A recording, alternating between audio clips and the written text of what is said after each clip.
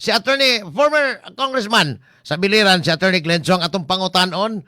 Abot naman, sige na magpangita noon si Congressman, Manila, Congressman Bini Abante, 6th District, I think, 6th District, Manila. Iyang giingon nga, Vice President Sara, ayaw ko nung itawagan ka nagbaha na Andres Manila. Ang Vice Presidente may kapasangilan, atong kuhaan o reaction, si attorney Glenn Chong. Attorney Glenn, good morning na nimo.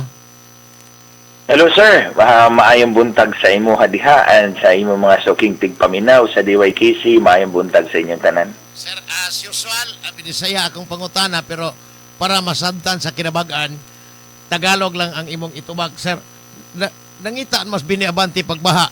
Congressman Bini Abante, nangita ni Vice President Sara pagbaha diya. Hantod karon kusugro kayong uwan diya. Di ay taga Montalban, Rizal, nagmonitor, nagbuntag kunong uwan nagbaha na pod. Tanong mangita man sir, nice siya ba'y gadas dagom? Hello sir. Yeah. Sir, nadungog ko nimo, Congressman Glenn, Attorney Glenn. Hinay kayo ang volume. Hinay. Among i-adjust dari gamay, ha? Kaya akong ibalik lang akong pangutana nimo, Attorney Glenn. Kadet kayo. I-adjust na to, ha? Attorney Glenn, kadet lang kayo. Kay, aron dili, dungog nimo o klaro ang among pangutana dire. Kana Attorney Glenn, okay na? Hello. Sige lang sir, I'll do my best to pick your question, to pick up your question. Sige, go ahead. Okay, sir. Sir, si Manila Congressman Bini Abante, antong ni aging adlaw nga nagbaha, even karon niingon ring tigpaminaw na to sa Monisos Junior Molo, diha ko nos kauluhan, particularmente sa Montalban, Rizal sa Puyo, sukusog kuno kayong uwan, nagbaha na pod. Wa pa maundang ang baha, pero ang kongresista sa Manila, si Bishop Bini Abante, niingon siya nga, iya ko nung ipangita si Vice President Sara tungkol sa grabing baha. Unsa ni mo pag-jibe, Attorney Glenn, sa pangutana o gipangita ni Bini Abante, kung ang among pangutana rin basig mo sibo sa imo, nga si Vice President Sara mauban tingali kadagdag sa iyang pagsabot. Sir, you mean that hinahanap ni Bini Abante si Inday Sara para tanungin tungkol sa baha? Was that right? Yes, right? Yes, sir. In the first place, walang kinalaman si Vice President Sara Duterte doon sa pag-formulate ng National Expenditure Program. Yung National Expenditure Program, ito yung ginagawa ng Department of Budget and Management. Nilalatag nila lahat yung expenses na paglalaanan ng pundo ng gobyerno sa bawat taon. So, ang gumagawa nito ay ang Department of Budget and Management, tapos isasubmit yan sa Office of the President. Si Marcos Jr. ang magsasubmit niyan sa House of Representatives. Sila Bini Abante, sila Congressman Bini Abante ang magbubusisi niyan until it is approved by the House of Representatives and the Senate and signed finally by Marcos Jr. Nowhere in the process na may kinalaman si Vice President Inday Sara dyan. From start to finish, walang kinalaman si Vice President Inday Sara. In fact, kailangan niyang pumunta sa House of Representatives at sa Senado para idepensa ng budget ng kanyang opisina, ng kanyang sariling opisina. Kailangan niyang idepensa yun. Although, in most cases, binibigyan siya ng courtesy ng House of Representatives saka Senado na, wag ka na lang pumunta, approve na namin to. Pero, ang point there is, wala siyang kinalaman kahit sa sarili niyang budget, kailangan niyang humingi. Kailangan niyang magpa-aproba. So, bakit niya hahanapan bakit may baha? Si Vice President Inday Sara, wala namang kinalaman yun sa entire process of budgeting at pag-implementa ng proyekto. Sila yun, yung mga congressman, through their district engineer. Sir, ito pa, ingon pag yun siya, si Bishop o Congressman Bini Abante, nga ang pagsigig lihay-lihay ni Vice President Sara nga di mo atubang dito sa impeachment court, nagpakita ko ni og disrespect o nya dili ang ngayang mahimong leader sa usa ka nasod ang disrespectful nga Vice President. Sir, kinahanglan ba gyud nga moatubang sa dito during the trial hangtod mahuman? Sir, mga kababayan, the rules are very clear. There, the respondent talaga ang tawag ko dyan, hindi akusado because this is not a criminal case. Huwag nating tawaging akusado si Vice President Inday Sara dahil hindi naman ito criminal na kaso. So, respondent ang tawag dapat doon. The respondent may appear in person, pwede siyang pumunta doon in person, sarili niya, or be represented by counsel. Pwedeng kanyang abogado ang pumunta doon to defend her. So, malinaw naman sa rules. Pwedeng ikaw, siya mismo ang pumunta doon or ang kanyang mga abogado. Nandun ang kanyang mga abogado. She chose not to be there. Kasi, optics na ng prosecution eh. Gusto nilang idiin talaga si Inday Sara. Well, of course, the Vice President has the choice kung siya personal ang pupunta o abogado niya. Walang violation sa rules dyan, walang disrespect dahil the rules allow it.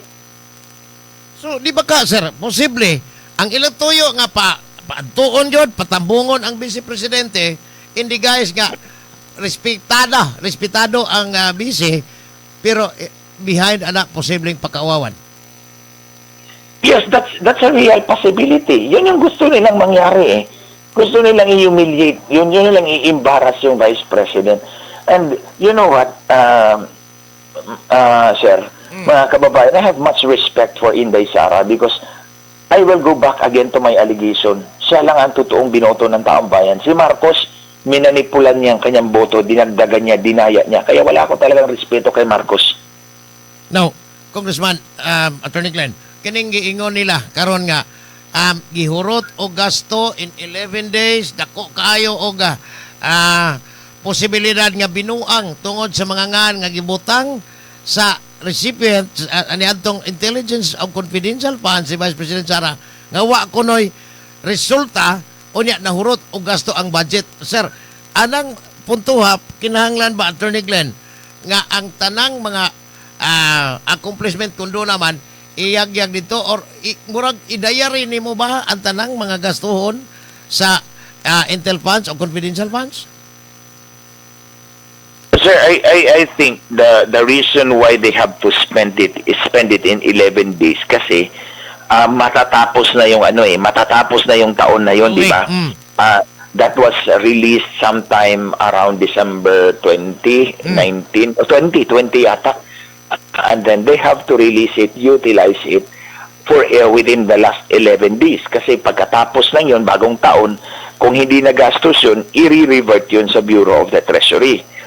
So, call na yun ng head of agency kung gagastusin niya in the manner that she believes na kailangan. Tapos yung mga pangalan na sinasabi nila, yung mga piatos, yung mga kung ano-ano, actually, tinanong yung kuwa auditors, di ba? Nandun ba yun sa inyong audit memorandum? Wala. Because it is not questionable to them. So, kaniron, ulo karong adlaw hapon o karon wa may trial, ang Special Disbursing Officer na pod unta ang isunod ni kato si Gina Acosta mo yung isunod but murag wa may semana na ni kung maayo ang panahon dihas kauluhan.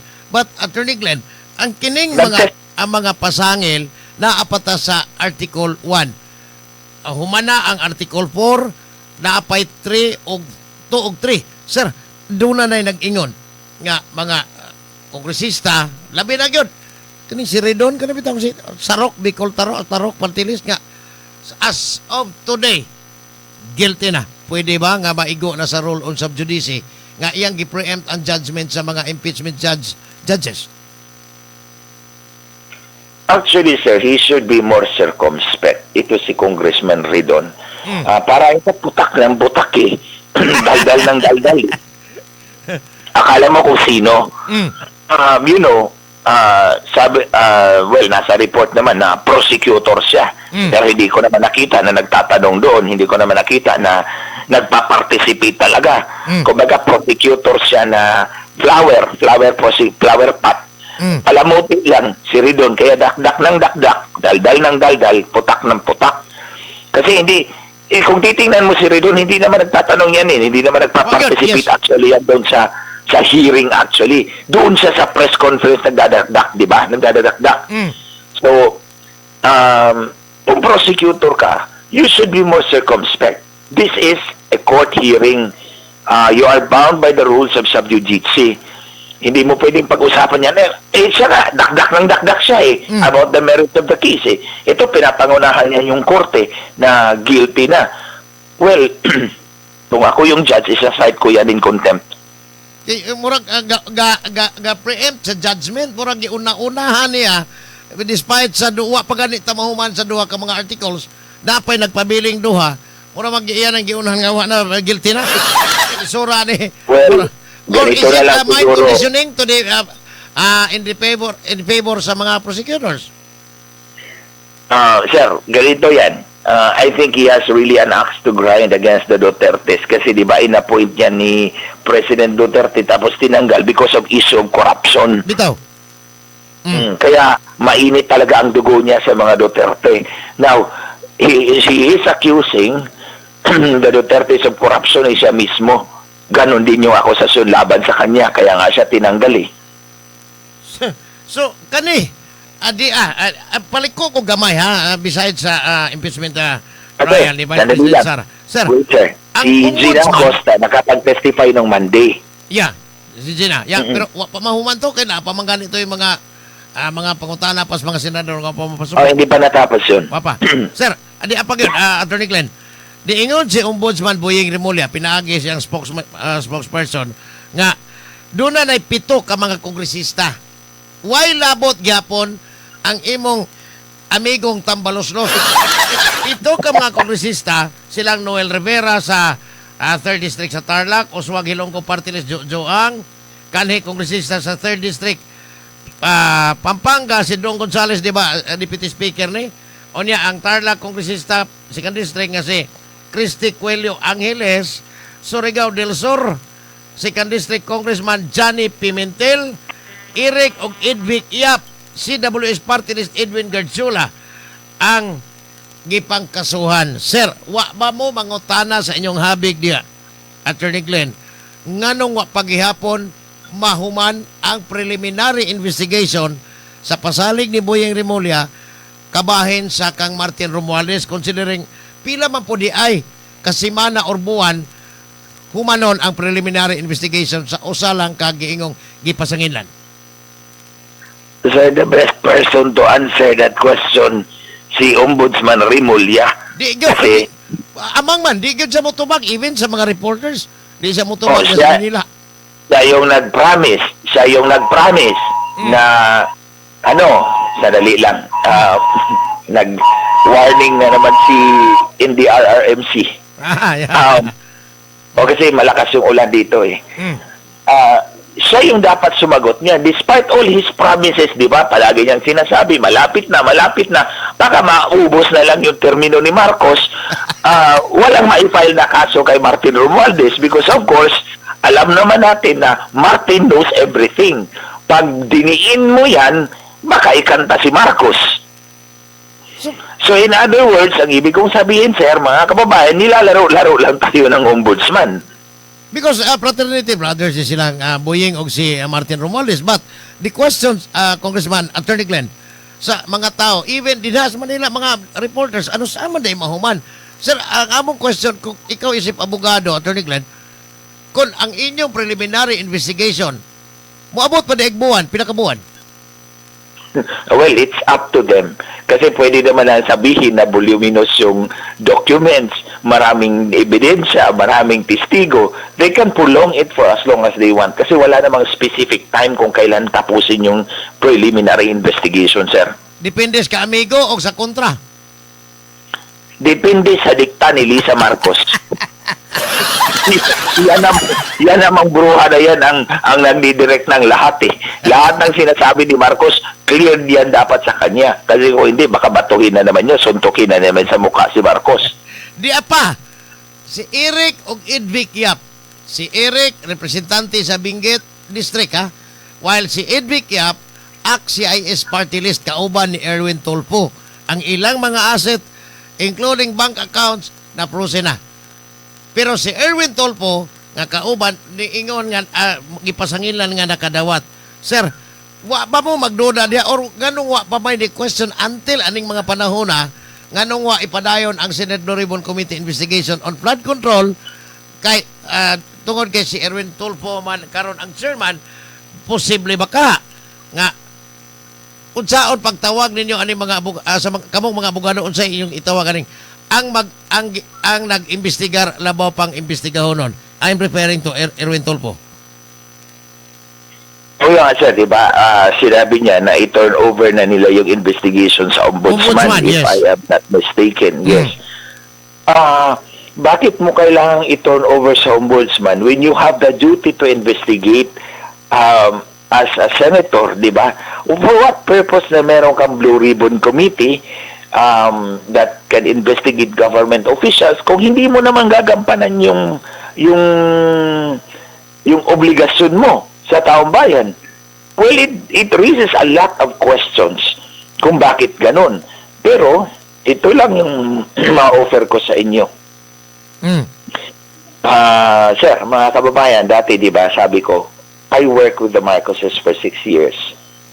Tinulungan ko sila doon sa kanilang issue laban kay Leni Robredo dahil dinaya sila. Totoo naman yun. Naniwala ako doon. Pero, maniwala kayo sa akin, sila din yung nandaya noong 2022. At dinaya din nila si Leni Robredo. Boss? Binawasan din. Noong 2016, sila ang binawasan. Noong 2022, sila naman ang nagbawas. Pero mas grabe ito bawas. Oh, that's the evil of the automated election system. But anyway, tapos na tayo dyan. So, at the time, I was the talking head para sa kanila. Kumbaga, kung si Vic Rodriguez yung abogado nila, di ba? Si Vic Rodriguez yung abogado nila. Katabaho ko rin si Vic, kilala, magkaibigan kami. Si Vic yung official spokesperson ni Marcos. Ako naman, yung umaharap sa media para sa kanila. Ako nga yung talking head. So, itong si Lisa Marcos, one thing I remember, ako naman, pag ini-interview ako, hindi ako nagme-makeup. I don't wear makeup. Ayoko talaga. Usual kasi gusto ko natural lang. Pag umarap ako, kanit kayo. Usual man na sa mga interview mo atubang sa kamera nga make-upan. Pag umarap talaga ako ng camera, ayoko mag-makeup, sir. Ayoko, I hate that. So, ito naman si Lisa, ayaw niya. Sabi niya, hindi, kailangan mag-makeup ka talaga para maganda yung dating. Oh, yes. So, actually, yung makeup artist ni Bongbong, yun yung nagme-makeup din sa akin pag umaharap ako ng camera. Si Jay. So, doon, I hate it, pero wala akong magawa. Kasi yun ang gusto ni Lisa. Tapos, one time, sinabi ni Lisa sa akin, i-interviewin ka ni Erwin Tulfo. So, eventually, ini-interview na ako palagi ni Erwin about the issue of election. So, alam ko, si Erwin, bata ni Lisa. So, magkaibigan sila masyado kasi syempre, bihira lang yung mga media at that time na nag-i-interview sa akin for Bongbong Marcos. Diba? Kasi kontrolado nila Leni Robredo yung mainstream media at that time. So, nahihirapan kami. But Erwin was one of the few na full support talaga sa kanila. So, I would not be surprised kung sasabihin niya, hindi na ako mag-iimbestiga ng flood control because ultimately, diktaya ni Lisa Marcos. So, wa mo magduda, Atty. Glenn, nga mao na yung number 1 si Erwin Tulfo in 2025 election? Sir? Wa mo magduda? Nga mao ding tungod sa ilang closeness with First Lady Lisa Aranita Marcos, nahimong number 1 Senator si Erwin Tulfo in 2025, last year election. That's at the back of my mind.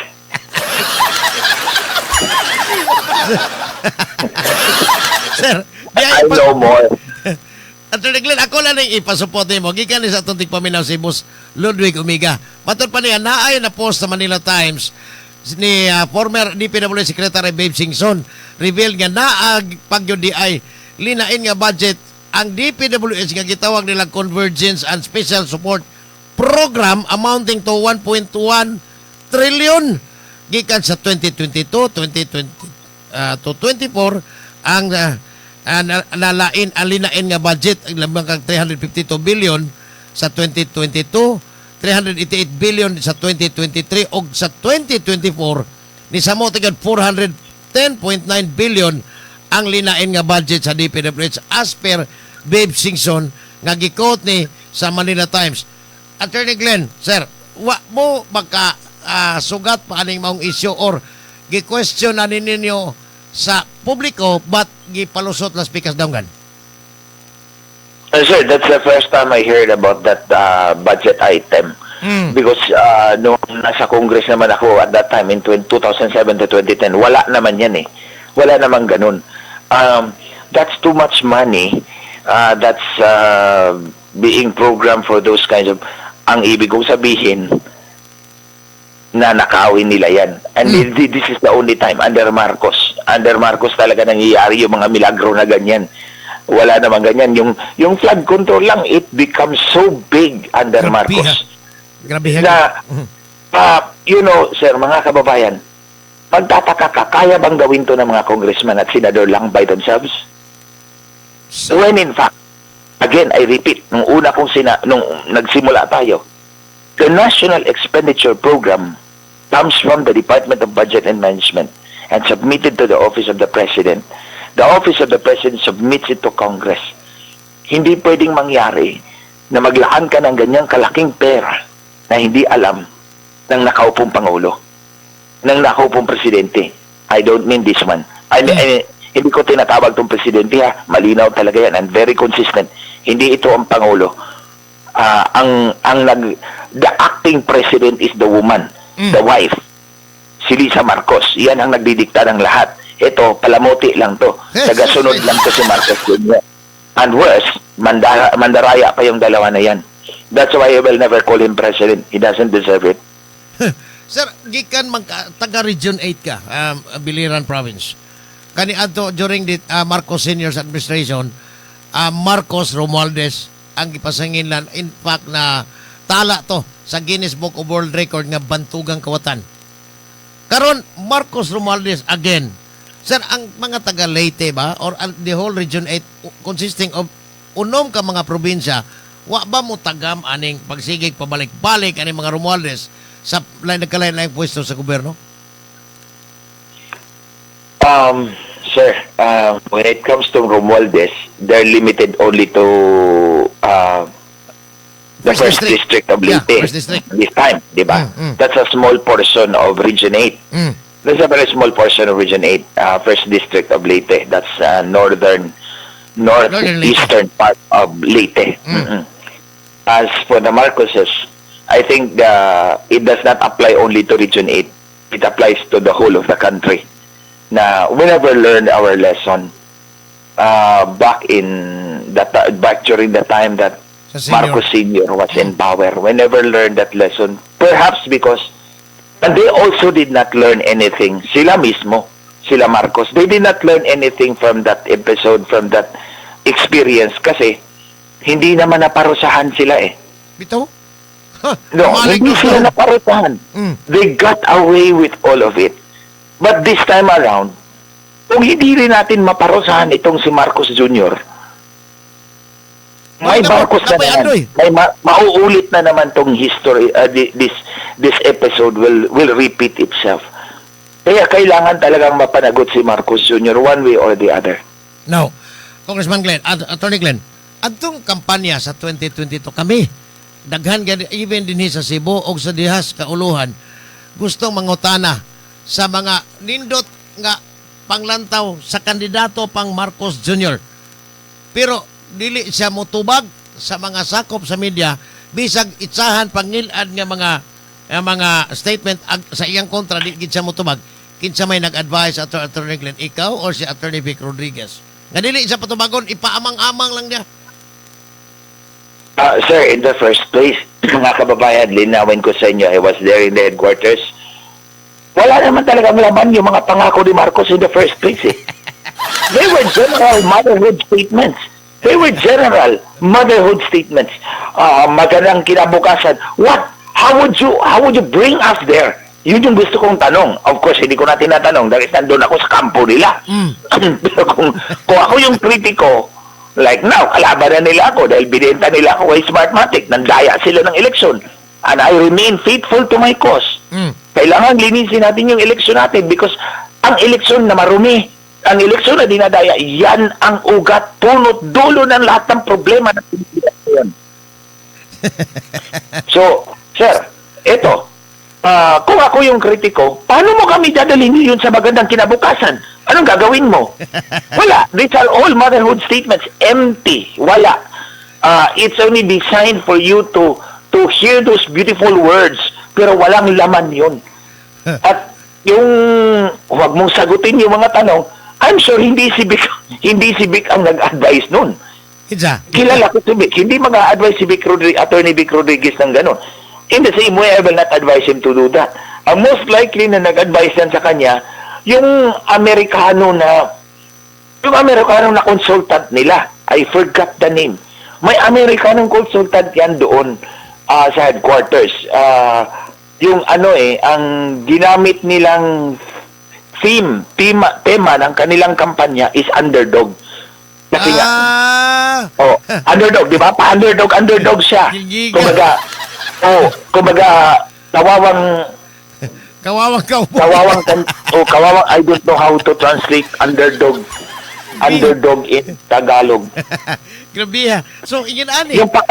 Yung paawa effect ba? Yung paawa effect na siya yung binubugbog ng mga kalaban, siya yung, kumbaga, Fernando po, di ba? Binubugbog muna. Dinaog-daog.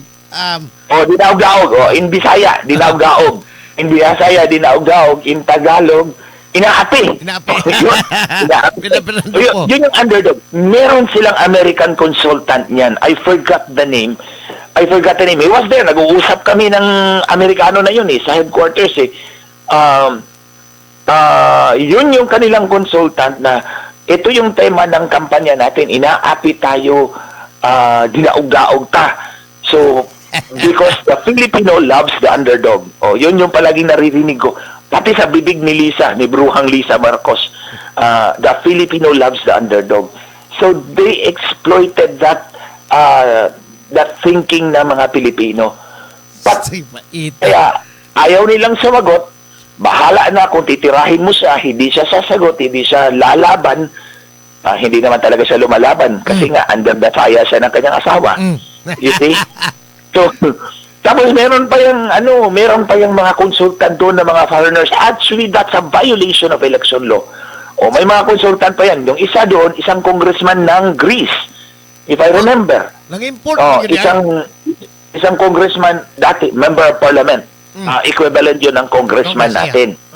Congressman natin, member of parliament sa Greece kasi parliament sila isang member of parliament ng Greece, isang Bulgarian at isang Romanian. Tatlo sila May isang babae doon, I forgot the name. Nakalimutan ko yung pangalan ng tatlo. Dalawang lalaki, isang babae. Ini-interview nila ako. Matagal. There was one time na they talked to me for 4 hours about election, yung sistema ng pamamaraan ng eleksyon, ng botohan, everything. So actually, this is a violation of election law. Giga, nang-import pag yun sila, no? Giga. Anyway, sir, layo pa man kayong 2028. Ang uban na tong mga kababayan, labi na, at tong tuas abroad, na daghang nag-monitor, particularly ang Canada, kay gabi, maroon dito, ang North American continent, ng mga Pilipinos dito. Unsa may imong advice? Or doon na pa ba'y paglaom ang mga Pilipino para sa umaabot or mapuli dihas Malacanang sa sunod election? I-consider na to nga we still have almost 2 years pa in power ang Marcos diha. Sir, palihog kong pasupot sa imong mensahe. Basin og naapay paglaom nga makitaan nila pinaagi nimo, sir. Go ahead, Attorney Glenn. Sir, it's very difficult to predict what will happen. I'm maybe one baka merong tao or that can really, I really pray for a person to come out who can really capture the imagination of every Filipino and rally behind that person. Yes, Dota. That who will promise to reset our government. the soonest possible time, Attorney Glenn? Sir, Ah, ang gusto kong mangyari is to reset that person, to reset the government, be it Sara Duterte or anybody else. Kasi ngayon, inaapi talaga nila si Inday. mm. Reset the government and restart all over again. Because, example lang. Lahat ng mga government departments, mga opisina, may mga sindikato yan. Kanya-kanyang sindikato yan. Di ano? Sa COMELEC, may sindikato. Alam na alam ko yan. Kasi yan yung number one na kalaban ko. Oh, may sindikato dyan. Sindikato nagbibenta ng eleksyon. Sindikato nagbibenta ng kaso. O kung magprotesta ka, bayad ka. O ikaw ang kalaban, bayad ka. O ganyan yan sila dyan. Party list, bayad, entry fee, parking fee. O bawat sa DPWH meron din. Mas grabe. Alamak yan. Hanggang district engineer yan sa baba. Bawat departamento ng gobyerno may kanya-kanyang sindikato. Now, kung ordinaryong tao lang tayo yung nagbabayad ng buwis, pera natin pinaghirapan, ninanakaw lang nila, it seems hopeless. Hatta paita pa na istorya. I Looya don't sunod stop- na I relasyon, don't ani stop Attorney Glenn? believing. I won't stop hoping. Hope may be frail, but it refuses to die. Sila. Di ba? May kanta yan eh. I forgot. May kanta yan. Aladdin yata yun eh. Hope is frail, but it refuses to die. For as long as we keep that flame alive. Tayo yun. Napapaka, Attorney Glenn, muna sakit paminahon apan tinuod. Pero ang sunod nga henerasyon kaha, if ever, the same as Marcos Jr. karon ang mupuli sa Pilipinas, what will happen? I don't think we can ever recover. Hindi. I mean, balikan ko lang, sir. Sir. Sa mga nakikinig sa atin ngayon. Yung pag-asa is very frail. Frail ay, paano ba sabihin yung frail? Luyahon, frail. Ang paglaom luya. Luya na kayo. Pero dili mamatay. Hindi mamamatay yan. Buhi-buhi It refuses to die. For as long as we keep that hope alive, it's up to you and me to keep that hope alive. How do we keep that hope alive? We keep fighting every single day. Ipakita natin yung pagtutol natin sa kanila. Ipakita natin yung gusto nating mangyari. Iparamdam natin sa kanila yung galit natin sa kanila. Because that's it. Hope. It keeps hope recycling and circulation until we reach that point na kung si Inday Sara man yan or another person who is able to capture the imagination of the people, lay down every basis. Ito yung gagawin natin. Support him, her, and we can reset this government. We can start all over again. But definitely, that is not a Marcos. Attorney Glenn Mayo, unta ang imong ipamulong ganina, luyahon. sir.